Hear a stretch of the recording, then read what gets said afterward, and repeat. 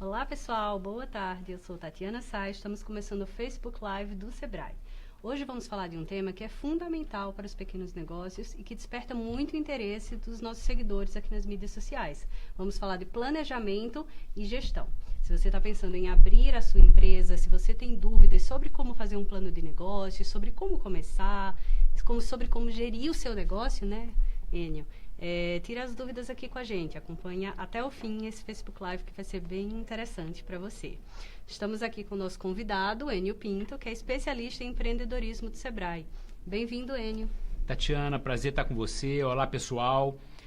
Vamos ter aí uma hora de um papo bastante interessante, pelo menos eu adoro, né? E eu queria começar, gente, falando um pouco de que cenário a gente está inserido, né? Que momento de mundo é esse em que a gente pensa em gestão de negócios em funções muito específicas, né? Na verdade, Tati e colegas, a gente vive uma grande transformação em todas as áreas. A gente vem experimentando o que os especialistas estão chamando de um mundo VUCA, de um modelo VUCA, que é um modelo volátil, incerto, complexo e ambíguo, VICA em português, né? Volátil porque as mudanças se dão numa velocidade extraordinária. Para vocês terem uma ideia, por exemplo, um telefone que eu sei que está aí na sua mão, um smartphone, ele levou 75 anos para chegar em 50 milhões de usuários. 50 milhões de usuários, pensando que a população brasileira tem 200 milhões de habitantes, a população do mundo é de 7,5 bilhões de habitantes, eu estou falando de 0,5% da população do mundo. 75 anos para alcançar 50 milhões de usuários.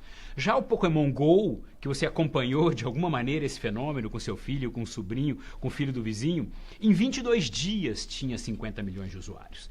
Então a coisa é numa velocidade inacreditável.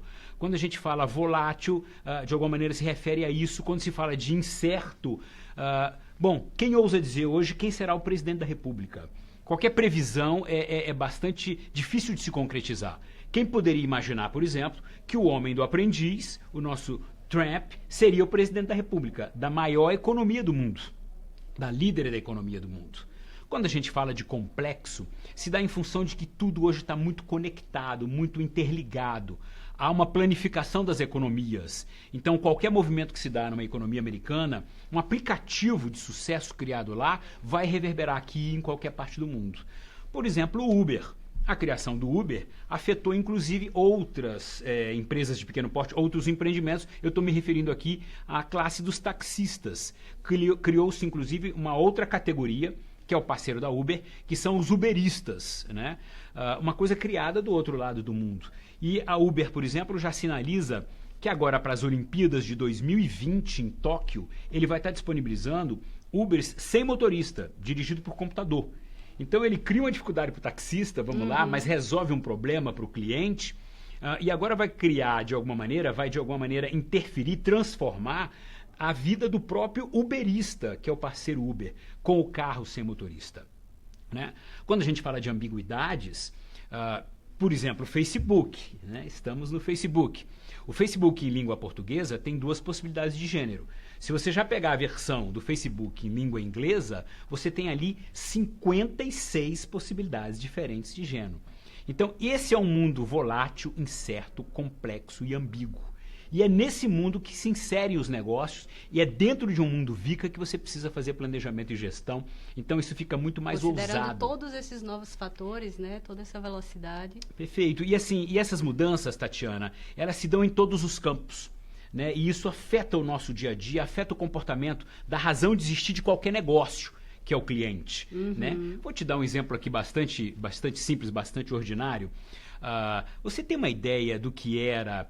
eu vou falar de uma mudança aqui na pirâmide etária, do que era a perspectiva de vida do brasileiro há 70 anos atrás, em 1940, durante a Segunda Guerra Mundial. Vocês têm uma noção de qual era a vida útil de um ser humano brasileiro? Até qual seria a idade que ele vivia?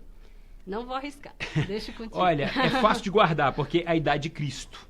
A perspectiva de vida de um brasileiro médio era de 33 anos. E uma brasileira média tinha 6 filhos.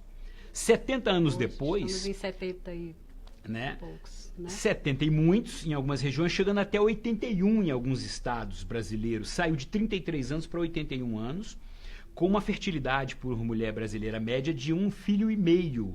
Né? Então, mas como é que isso afeta o nosso dia a dia? Em todas as hipóteses, ângulos, vieses que você puder imaginar.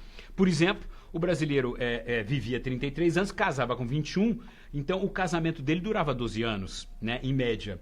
Hoje ele casa com 25, vai viver 100 anos a nossa geração, vai superar, né, a taxa de 81 hoje, vai casar com 25, vai ficar casado 75 anos. Uhum. Então, assim, coisas mais assim, banais, a gente não para às vezes para fazer uma reflexão, serão dramaticamente alteradas em função de todo esse mundo em transformação em todas as áreas. Eu dei um exemplo demográfico, mas é o climático, o econômico, tecnológico, em tudo. Enio, e como se planejar nesse mundo que muda com tanta facilidade, com tanta velocidade? Ótima pergunta. Como um pequeno negócio se planeja, né? Assim, há muito pouco tempo atrás, a gente falava muito do business plan, do plano de negócio, que exige muita informação, muita dedicação, muita disciplina para ser todo elaborado.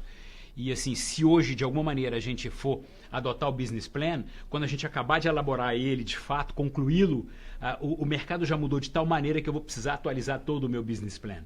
Não que seja uma ferramenta totalmente obsoleta, ela ainda é muito utilizada em economias mais tradicionais, em negócios de economias mais tradicionais, e quando você vai fazer um investimento muito grande, é necessário você se aprofundar mais num planejamento e num detalhamento.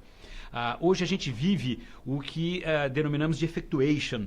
Assim, as pessoas elas vão muito mais para o mercado, interagir com quem será o seu fornecedor, o seu concorrente, com quem serão os seus clientes e experimentar um pouco do negócio que ela quer fazer, do que de fato colocar tudo isso no papel. Não se elimina de qualquer maneira a necessidade de fazer um mínimo de planejamento. O que a gente tem recomendado fortemente é a utilização de modelos de negócio, de model business, de business model. A gente tem recomendado muito o Canvas, por exemplo, onde você consegue, de alguma maneira, experimentar